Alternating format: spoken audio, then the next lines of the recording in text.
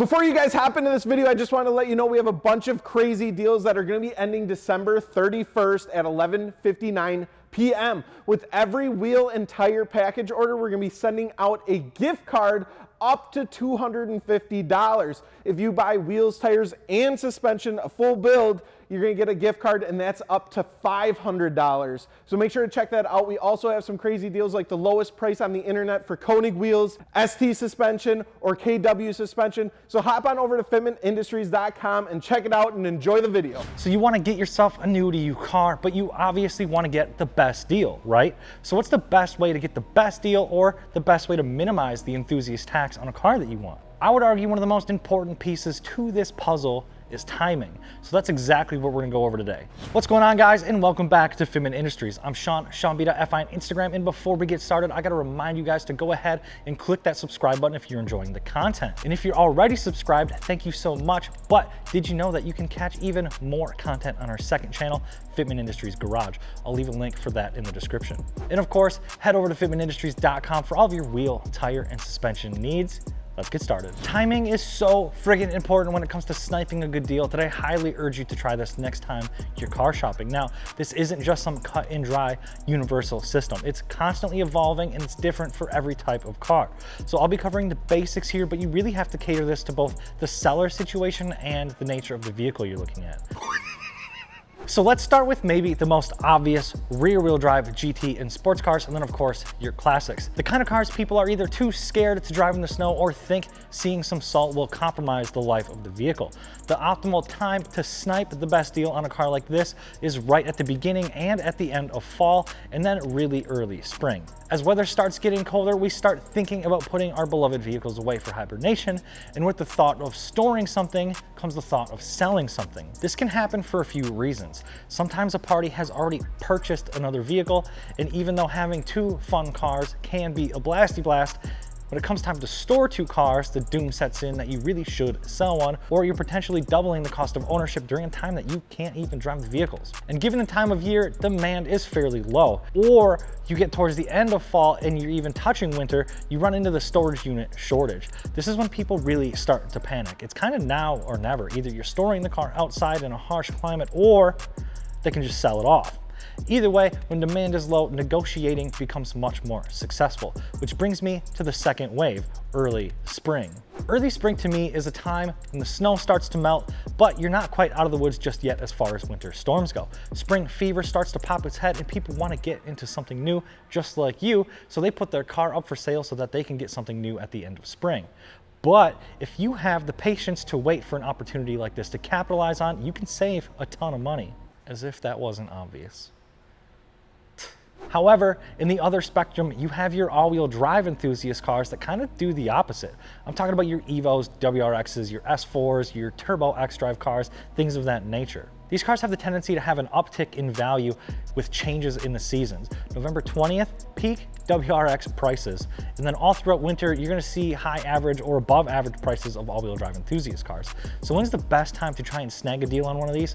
Midsummer, late winter? Well, it still pretty much follows a similar path as the rear-wheel drive cars, but for an opposing reason. Just like when Gary with the Mustang already put his car away and is over the idea of selling it, the people slinging snow in their S4s may as well just use their all-wheel drive for the rest of the year. But come spring, the itch to change it up starts creeping along and bam, you can try to snag one. How dramatic. Front-wheel drive cars aren't affected by changes in weather a whole lot. You see your dips in winter and your small upticks in summer, but it's very minimal. For front-wheel drive cars, you're more or less looking at your standard negotiation tactics to get the best deals. Seasons don't really seem to affect front-wheel drive cars all that much. Now, this list isn't just about used cars. There are a couple ways to get deals on new cars as well. And no, I don't mean like going to a dealership at the end of the month or the end of the year because you think salespeople are gonna be desperate, because 9 times out of 10, it's not gonna work. But what you can do is pay attention to dealership inventory.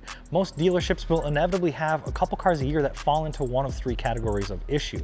One, they ordered or somebody ordered and then backed out of a vehicle with very odd or very high-end options, like clashing color combos or a Mustang with a dealer installed sunroof, but the roof's curved and the sunroof isn't and it looks all awkward, or a Tesla Model S with a nearly useless $3,000 rear seat package. It's weird combos like this that nobody wants or they don't find any any value in paying extra for that kind of gives you an edge up on the negotiation. Once these cars sit a while, they'll be much more open for negotiation to make room for a different vehicle that's going to sell a bit more quickly. And then the other, maybe more common way to save some cash on a new vehicle is to swipe a previous year zero owner example. Say you've really been eyeing up buying a new 2021 WRX. Most new cars don't have much, if any, wiggle room for negotiation. However, as soon as they take delivery of a 2022 model, they're going to want to get rid of the rest of their 2021 inventory. This leaves a small window of time for you to get in there and negotiate some cash off the top of that zero owner previous model year example that's just as new is the 2022. The third and probably best option here is to consider a car at the end of its design cycle. Much like getting into a previous model year, a newly outgoing rendition of a certain vehicle can be heavily discounted. Sure, you won't get the latest and greatest tech or the looks of the brand new model, but you'll be making a better financial decision and saving a lot of the depreciation right off the bat. And onto my personal favorite. I love buying cars at the perfect mix of maximum depreciation and the end of the car's expected lifespan. Yeah, sure, everybody says a cheap luxury sports car will be the most expensive car that you can buy. And while it may have some truth behind it, if you're the slightest bit mechanically inclined and have any sort of internet access at all, the strategy can save you a ton of money than any other option on this list. This is what I like to call the value play. Buying a car that was previously $50,000 to $80,000 at roughly 10 to 12 years of age for about $10,000 and possibly even less.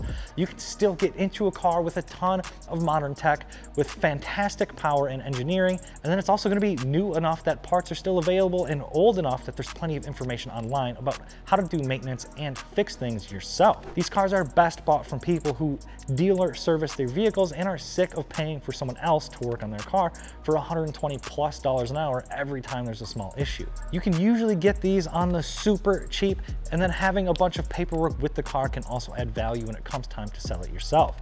This option can be a little more of a gamble, but it's also going to have the best payout. But that about wraps it up for this one, guys. Don't forget to subscribe if you haven't already. We upload every single freaking day. And if that's not enough for you, we even started a second channel called Fitment Industries Garage because we couldn't fit all the content we make on this one. So make sure to check that one out from the link in the description. And of course, head over to fitmentindustries.com for all of your wheel, tire, and suspension needs. I'm Sean from Fitment Industries, SeanB.fi on Instagram. Thank you so much for watching. Peace. Oh, hello?